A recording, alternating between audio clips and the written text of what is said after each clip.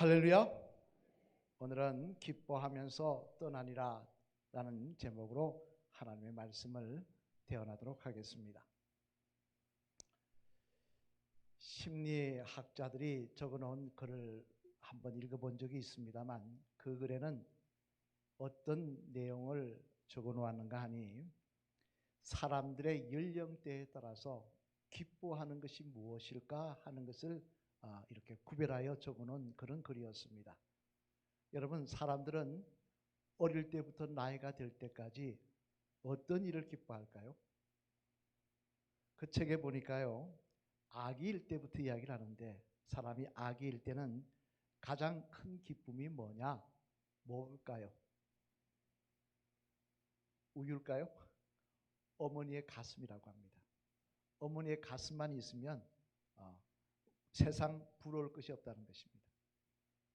그리고 조금 더 크면 장난감을 좋아하고 장난감 가지고 노는 걸 기뻐하고요. 조금 더 자라면은 이제는 또래들과 어울려 노는 것을 좋아한다고 합니다. 그래서 아무리 밥 먹으러 오라 그래도 안 온다는 거예요. 논다고 바빠서. 그죠? 그러다가 이제 10대가 중반이 넘어가기 시작하면 이제는 이성 친구, 남자 학생들에게는 여학생에게는 남학생, 이성 친구가 좋아서 그게 잘 보이려고 신경을 쓰고 누가 주로 대화 대상이 이성 친구라는 것입니다. 그래서 이성 친구만 있으면 이 세상 부러울 것이 없을 그런 시기를 보낸다고 합니다. 그러다가 이제 나이가 들어서 30대가 되면요, 뭘 좋아하느냐니까 사업을 좋아한다고 합니다. 일하는 것을 좋아한다는 거예요. 뭔가를 만들어야 되고 뭔가 일이 있어야 되고 그래야 기쁘고 즐거울 수 있다라고 이야기를 합니다. 그 다음에 40대가 되면요, 이때는 성취욕이 강해서 뭔가를 이제는 일하는 것이 결말이 있기를 원한다는 것입니다. 좀 성취되기를 원한다는 게. 그래서 뭔가 자기 인생에 열매가 맺혀지기를, 내가 노력한 것에 대한 열매가 좀 있기를 원하는 때가 40대라 그렇게 이야기를 합니다. 근데 재미난 것은 50대예요. 50대는 무엇을 기뻐하느냐니까 이름 날리는 것을 기뻐한다고 합니다. 명예에 아주 목숨을 건대요. 보면요, 여러분 50대가 되면은 그 변변치 않은 이름 내는 것에 목숨을 건다는 것입니다. 사람들이 생각할 때 저거 아무것도 아니에요. 그죠? 내 같으면 그 돈 가지고 그냥 편안히 살겠다. 근데 그 돈 국회의원 선거 나가서 다 날려버립니다. 그러면서도 목숨 걸어요. 명예가 그만큼 소중하고 그 명예를, 자기 명예를 높이는 데 대한 기쁨이 무엇과도 바꿀 수 없다는 것입니다. 저래서 저렇구나 이해하시면 될 것 같습니다. 그럼 60대가 되면 기쁨이 뭐냐 그러니까요, 뭘 것 같습니까? 먹는 거라고 합니다.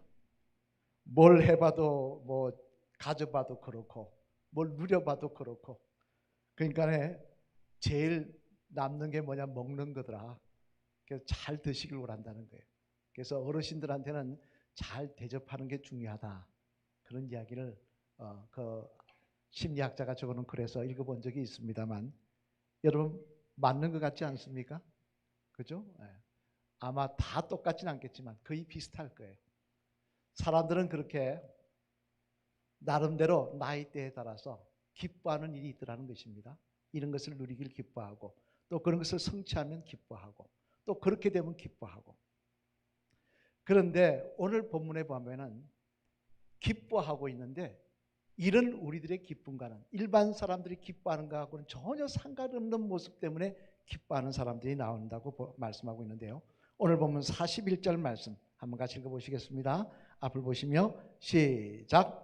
사도들이 그 이름을 위하여 능력받는 일을 합당한 자로 여기심을 기뻐하면서 공회의 앞을 떠나니라. 아멘. 무슨 말씀입니까? 이는 사도들, 즉 초대교인들, 사도들과 초대교인들의 기쁨에 대해서 이야기를 하고 있는데, 이들이 뭘 갖고 기뻐하고 있느냐? 뭐 갖고 기뻐하고 있다고 했습니까? 능력받는 일에 대해서 기뻐하고 있다고 했습니다. 능력받는 일이 뭡니까, 여러분? 뭘까요? 모욕을 받고 매질을 맞고 이런 것이 능력받는 것입니다. 아주 인격적으로 비참해지는 것이 능력받는 일입니다. 그 당시 이들이 채찍질을 하였다고 오늘 본문에도 기록되어 있는데요. 한번 사진 볼까요? 우리 그림만 볼까요? 어떻게인지. 이 채찍질이 이렇게 하는 겁니다. 위통을 벗겨놓고 묶어놓고는요, 가죽으로 된 채찍 끝에다가 말뼈나 금속 조각을 붙여가지고 날카롭게 갈아서 붙여가지고 그것을 가지고 등짝을 후려치는 겁니다. 그냥 채찍만 치면 자국만 남겠지만 옆에 끝에다가 말뼈나 금속 조각을 달아놨으니, 갈아놓은 말뼈나 금속 조각을 달아놨으니 어떻게 되겠습니까? 맞을 때마다 피부가 갈라지며 피가 났을 것입니다. 이런 일을 당했다는 거예요. 그런데 재미난 것은 이런 일을 당하고 뭐 했다고 이야기하고 있습니까? 기뻐하고 있더라고요. 여러분은 남들한테 두드려 맞는 것 때문에 기뻐하시는 분 계십니까? 이렇게 끌려가서 채찍질 맞으면서 기뻐하시는 분 계십니까? 세상 사람이 볼 때는 이게 제정신이 아닙니다. 그런데도 이들은 이 일을 가지고 두드려 맞고 피를 흘리며 나오면서도 어떻게 내가 이런 일을 당할 수 있느냐, 내가 이런 모욕과 이런 침뱉음과 이런 매맞음을 당할 수 있느냐라고 말하고 있는 것이 아니라 서로가 기뻐하더라는 거예요. 그러면 여러분, 왜 이들은 우리가 볼 때 이해할 수 없는, 세상 사람들이 볼 때 이해할 수 없는 이런 일을 당하면서도 기뻐하고 있는 것일까요? 바라기로 오늘은 이 말씀을 통해서 저와 여러분에게도 이 초대교회 교인과 같은 신앙이, 그런 믿음의 모습이 있기를 주님의 이름으로 간절히 축원을 드립니다. 아멘. 자, 그러면 그 내용이 뭘까 한번 살펴보면, 첫째, 우리 한번 같이 보시겠습니다. 시작. 이들은 주님 되시는 예수님을 바로 알고 믿게 되었기 때문입니다. 뭐 때문에 그렇다고요? 예수님을 바로 알게 되었고 믿게 되었기 때문에 그렇다는 것입니다. 오늘 본문 41절 말씀 다시 한번 앞을 보시며 같이 한번 읽어보시겠습니다. 시작. 사도들은 그 이름을 위하여 능력받는 일에 합당한 자로 여기심을 기뻐하면서 공회 앞을 떠나니라. 아멘. 여기에 보면 기뻐하는 이유를 지적하고 있는데, 뭐 때문에 기뻐했다 그랬습니까? 그 이름을 위하여 능력받는 일 때문에 기뻐했다. 그 이름이 무슨 이름입니까? 예수님 이름. 예수님 때문에 이런 일을 당하는 걸 기뻐했다는 거예요. 다른 일 때문에 이런 일을 당했으면 기뻐하지 않았을 것입니다. 그런데 예수님 때문에 이런 일을 당하니까 기뻐했다는 거예요. 사실 이들은 여러분 처음부터 이런 사람들은 아니었습니다. 우리 잘 알지 않습니까? 이들이 처음부터 예수님 때문에 기뻐했나요? 능력당함을? 예수님 왕이 된다 그러고 사람들이 위대한 선지자라 그러고 대단한 사람이라 그러고 막 쫓아오면서 막 선지자요 할렐루야 메시아요 하면서 쫓아댈 때는, 그때는요 내가 예수님 위해서 무슨 짓도 할 수 있는 것처럼 말을 했습니다. 내가 내 목을 내놓을지언정 예수님을 배신하지 않겠습니다. 내가 끝까지 예수님 지키겠습니다. 그래서 내가 한 자리 하겠습니다. 이랬습니다. 그런데 막상 예수님께서 사내들인 공회에 끌려가자, 그렇게 따르던 사람들이 다 떠나버리자 싹 달라지더라는 거예요. 어떻게 달라졌습니까? 우리 한번 볼까요? 마태복음 26장 56절 말씀. 주님 체포될 때 제자들의 내용의 모습에 대해서 기록하고 있는데 한번 같이 읽어보시겠습니다. 시작. 그러나 이렇게 된 것은 다 선지자들의 글을 이루려 함이라 하시더라. 이에 제자들이 다 예수를 버리고 도망하니라. 아멘. 자, 예수님 위해서 목숨까지 걸겠다고 약속했던, 주님 앞에 칼을 붙잡고 맹세까지 했던 이들이 어떻게 했다는 겁니까? 다 도망가 버렸다는 거예요. 왜 도망갑니까? 예수님 잡혀서 어려움 당하는데 자기들도 잡혀서 혹시 능욕당할까 봐, 문제가 생길까 봐, 매맞을까 봐 다 도망가 버렸다는 거예요. 심지어 마태복음 26장 72절 74절 말씀을 보면요, 베드로, 수제자의 베드로가 어떻게 했는지 말씀을 기록하고 있는데 우리 잘 아는 말씀이죠. 그래도 한번 같이 읽어보시겠습니다. 마태복음 26장 72절 74절 시작. 베드로가 맹세하고 또 부인하여 이르되 나는 그 사람을 알지 못하노라 하더라. 조금 후에 곁에 섰던 사람들이 나와 베드로에게 이르되 너도 진실로 그 도당이라 내 말소리가 너를 표명한다 하거늘 그가 저주하며 맹세하이르되 나는 그 사람을 알지 못하노라 하니 곧 닭이 울더라. 아멘. 자, 베드로는 한술 더 떴습니다. 그냥 도망갔으면 도망간 죄만 지었는데 베드로는 입을 열어 뭐 했다는 겁니까? 부인하고 저주했다는 거예요. 예수님이 보실 때 얼마나 괘씸할까요? 천국의 열쇠까지 줬는데 자기에게 어려운 일이 당하려고 그러자, 예수님 때문에 어려운 일이 당하려고 그러자 다 도망가 버렸다는 거예요. 심지어 수제자라는 사람은 예수님을 저주하고 부인하고 도망가 버렸다는 거예요. 그런데 이들이 왜 이렇게 달라졌는가? 이유는 뭡니까? 이제 뭐 사람 예수님이 다시 또 뭐 왕이 된다고, 위대한 왕이 된다고, 이스라엘의 왕이 된다고 사람들이 칭송하면서 따르고 그럽니까? 그것도 아니에요. 여전히 예수 믿는 사람들을 잡아서 죽이려고 하는 그런 상황 속에서도 왜 이렇게 그들은 능력받고 어려움을 당하는 걸 기뻐했습니까? 그 이유는 하나입니다. 진짜 예수님이 누군지 알게 된 거예요. 예수님이 어떤 분인지, 어떤 능력이 있으신지, 그분이 나를 위해서 어떤 일을 했는지를 이제는 진짜 알고 믿게 되었기 때문에 이렇게 변화될 수가 있었던 것입니다. 전에 제가 홍제교회 오기 전에 다른 교회 있을 때 그 지방에서 한 번은 여름 산상 수련회 할 때 강사 목사님을, 지금은 이제 소천하셔서 하나님 나라 가셨습니다만 백문현 목사님이라는 분을 한번 모셔서 산상승을 한 적이 있습니다. 한번 볼까요? 백문현 목사님 아시죠? 젊었을 때 모습입니다. 이 목사님을 모셔서 하시는데 제가 그 산상승회를 참석했다가 그분이 하는 그 예와 그 본인이 직접 부흥회를 다니시면서 경었던 말씀 하나를 기억이 나서 제가 그거 들어서 아주 재미있어서 끝나고 부지런히 적어놨습니다. 무슨 이야기인가 했더니 서울의 한 장로교회를 집회를 가셨대요. 이분이 부흥사셨으니까 집회를 가셨는데 그 장로교회 그 장로님 한 분이 너무 열심히 봉사하시더라는 겁니다. 그냥 회사를 하시는데 회사를 일단 좀 부흥회 동안은 회사를 밑에 사람들한테 맡겨놓고요.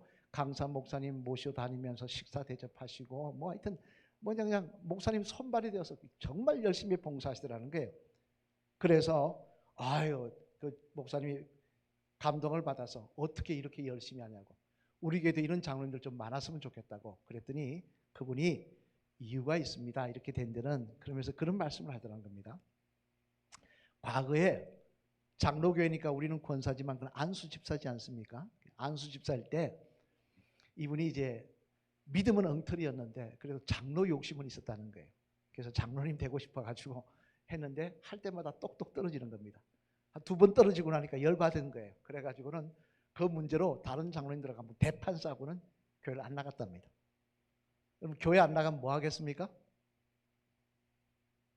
교회 안 나가면 속상해서 교회 안 나가면 뭐 하겠습니까? 옛날 버릇이 돌아오죠.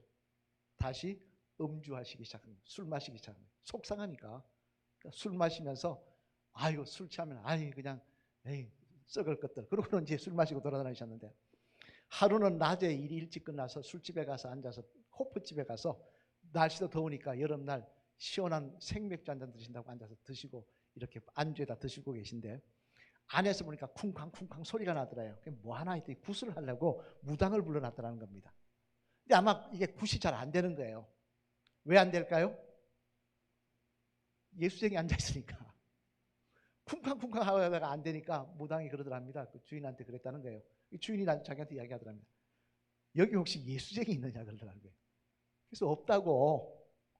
우리가 예수쟁이 어디 있겠냐고. 그러니까 아닌데 하다 안 되니까 그럼 손님 누가 있냐 그러니까 손님 한 사람 있다는 거예요.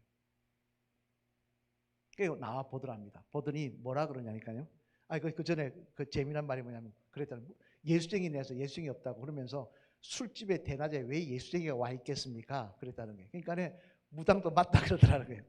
그래도 안 되니까 손님 있냐 그래서 밖에 한 사람 있다니까 나와 보면서 뭐라 그러냐면 딱 그 말을 이렇게 그 무당이 자기에게 한 말이 이렇다는 겁니다. 아니 예수쟁이가 왜 대낮에 술집에 와서 술 마시고 쳐다빠져 있어? 그 말을 듣는데 망치로 머리를 하는데 딱 맞는 것 같더라는 거예요. 아니 다른 사람은 나를 안 알아주는데 무당이 나를 알아주네. 아니 몇 달째 교회를 안 나가고 내가 술집 전전하고 있는데 그래도 귀신이 내가 예수쟁이인 줄 아네. 그 길로 교회 와서 회개하고 그렇게 해서 믿음 생활을 열심히 하게 되었다고 그렇게 고백하시면서 그분은 이런 말씀을 하시다고 합니다. 그때 나는 깨달았습니다.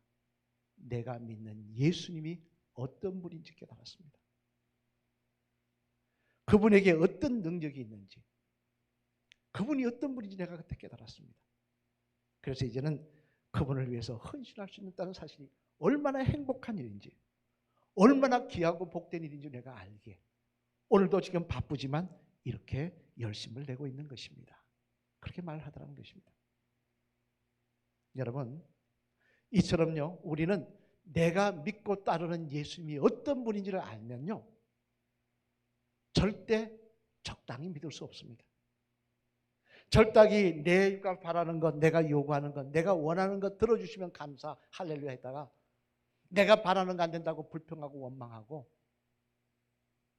신앙생활 개떡같이 하면서 편먹고 엉망으로 만들고 그런 짓 할 수 없습니다. 예수님에게 어떤 능력이 있고 그분에게 어떤 권세가 있는지 알면요, 우리는 오늘도 그분 때문에 침뱉고 능력을 당해도 기뻐할 수 있는 것입니다. 당장 에베소서 1장 21절 22절 말씀을 보면요, 예수님이 어떤 분인지 말씀하고 있지 않습니까? 우리 한번 볼까요? 같이 한번 읽어볼까요? 에베소서 1장 21절 22절 시작. 모든 통치와 권세와 능력과 주권과 이 세상뿐 아니라 오는 세상에 일컫는 모든 이름 위에 뛰어나게 하시고 또 만물을 그의 발 아래에 복종하게 하시고 그를 만물 위에 교회의 머리로 삼으셨느니라. 아멘. 무슨 말씀입니까? 이 세상 모든 것을 통치하며 주관하실 능력을 하나님께서 예수님에게 주셨다는 거예요. 심판주가 바로 예수님이시라는 거예요. 오늘 우리의 생사여탁을 주장하시는 분이 예수님이시라는 거예요. 어떻게 그분 앞에 우리가 헌신하며 봉사하며 충성하는 것을 기뻐하지 않을 수가 있겠습니까?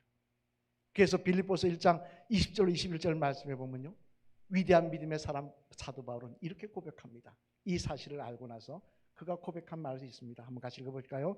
뜻을 생각하시면서 한번 같이 읽어보시겠습니다. 시작. 나의 간절한 기대와 소망을 따라 아무 일에든지 부끄러워하지 아니하고 지금도 전과 같이 온전히 담대하여 살든지 죽든지 내 몸에서 그리스도가 존귀하게 되려 하려 하나니 이는 내가 사는 것이 그리스도니 죽는 것도 유익함이라. 아멘. 예수님을 위해서 순교하는 것조차도 기쁘다고 이야기하고 있는 것입니다. 내가 이분이 어떤 분인지를 알고 나서니, 내가 그분을 믿게 되고 나니 이제는 그분을 위해서, 그분의 영광을 위해서 내가 어떤 일이든지 할 수 있다는 것입니다. 여러분,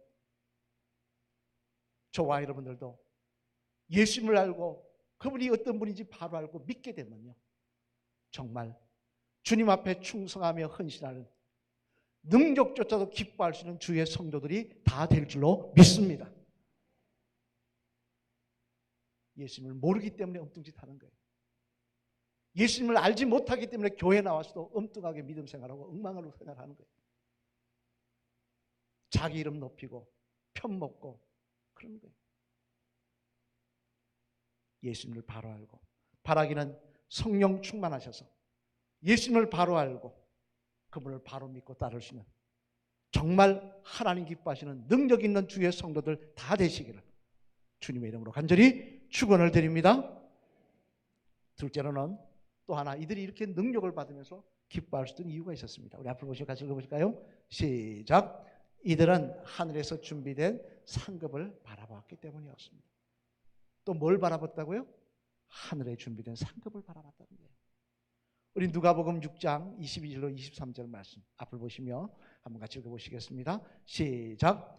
인자로 말미암아 사람들이 너희를 미워하며 멀리하고 욕하고 너희 이름을 악하다 하여 버릴 때에는 너희에게 복이 있도다. 그날에 기뻐하고 뛰놀라. 하늘에서 너희 상이 큼이라. 너희들의 그들의 조상들이 선지자들에게 이와 같이 하였느니라. 아멘. 무슨 말씀입니까? 우리가 이 땅에서 예수님의 이름으로 예수님을 위해서 내가 잘못해서 모욕을 당하고 능욕을 당하면 그건 상관이 없습니다. 그러나 예수님을 위해 살다가 예수님 말씀대로 살다가 능욕받거나 어려운 일을 당하면 예수님을 위해서 헌신하다가 어려움을 당하면 하나님께서 말씀합니다. 너희 상이 크다고 말씀하십니다. 하나님께서 절대 모른 척하지 않으시겠다는 거예요. 오래전에 천국 가셨던 박용규 목사님 우리 아실 거예요. 우리 간정제가 한번 들려드렸죠. 한번 볼까요? 목사님 기억나시죠? 기억나시냐고 물어보니까 어제 일도 기억이 안 나는데 옛날 걸 어떻게 기억하냐는 생각으로 눈을 끄뻑끄뻑 하시는데, 이 목사님 간정에 제가 기억나는 게 있습니다. 그게 뭐냐면요, 천국을 보셨지 않습니까? 보고 오셔서 그 2만 평 야탑동 땅, 지금 뭐 한 2조가 넘을 땅을 다 봉헌해버렸지, 헌납해버렸지 않습니까? 이분이 보고 오셔서 하시는 말씀이 뭐라냐니까, 자기가 천국 가봤더니 제일 좋은 집에 사는 사람들이 있더라는 거예요. 누구냐면요, 한번 볼까요? 누굽니까? 무디. 또 한 사람은 요한 웨슬리 목사님. 참 아름다운 집에서 정말 부럽더라는 거예요. 그래, 왜 이분들이 이렇게 좋은 집에 사냐 물어봤더니요, 공통점이 뭐냐? 예수 그리스도를 전하다가 복음을 전파하다가 엄청난 핍박을 받은 사람들이라는 것입니다. 당장 요한 웨슬리 목사님만 보더라도요, 그분의 생을 보면요, 사실 그분은 고생 안 해도 되는 인생이었습니다. 왜냐하면요, 그 당시 제일 영국에서 좋은 대학인 옥스퍼드 대학을 나왔습니다. 거기다가 성공의 신부였습니다. 성공의 신부는요, 그 당시 상류층이에요. 여러분 옛날 뭐 영화 보면 주교, 천주교 주교 나오면 막 어마어마한 유럽 여행 가보면 큰 성 같은 집을 갖고 있지 않습니까? 성공의 신부도 그런 급이에요. 그 당시 영국에서는. 편하게 살 수 있었어요. 그런데도 그는 그런 것을 다 버리고 목숨을 걸고 다니면서 예수님 전합니다. 목숨이 위험한 탄광촌에 가서, 탄광촌에서는 안 그래도 그 귀족들, 그 성공의 신부들 꼴 보기 싫은데 자랐다 죽이려고 하는 그 사람들 앞에서도 목숨을 걸고 예수 그리스도를 전합니다. 평생을 말을 타고 다니면서 제대로 자보지도 못하면서 복음을 전합니다.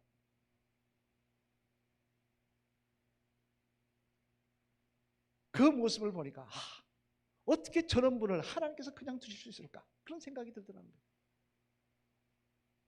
여러분, 하나님 나라는 절대 우연이 없습니다.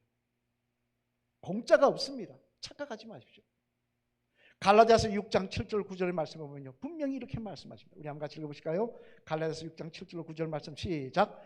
스스로 속이지 말라. 하나님은 업신여김을 받지 아니하시나니 사람이 무엇으로 심든지 그대로 거두리라. 자기의 육체를 위하여 심은 자는 육체로부터 썩어질 것을 거두고 성령을 위하여 심는 자는 성령으로부터 영생을 거두리라. 우리가 선을 행하되 낙심하지 말지니 포기하지 아니하면 때가 이름에 거두리라. 아멘. 뭐라고 말씀하십니까?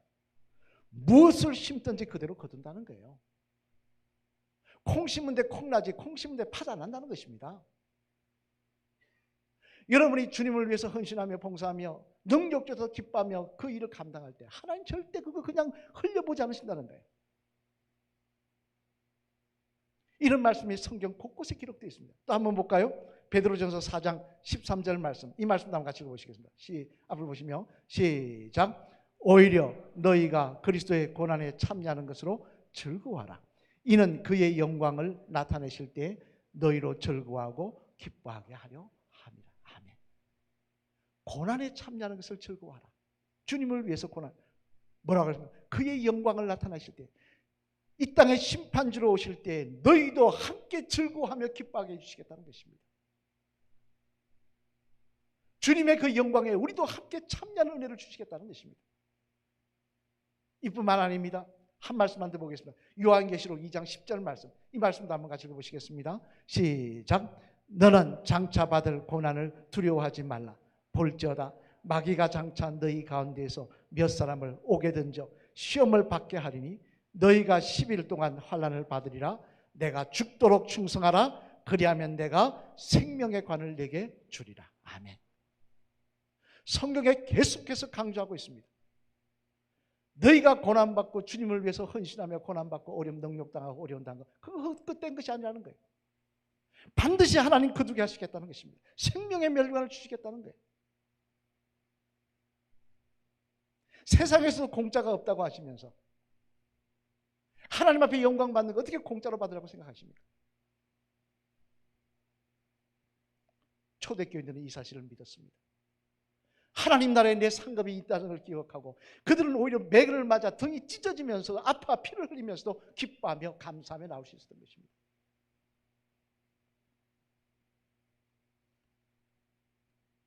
사랑하는 성도 여러분, 이제 말씀을 마치려고 합니다.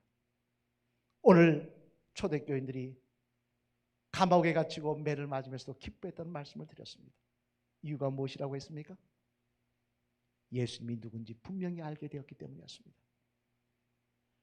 그분이 어떤 분인지를 분명히 믿게 되었기 때문에 그렇습니다.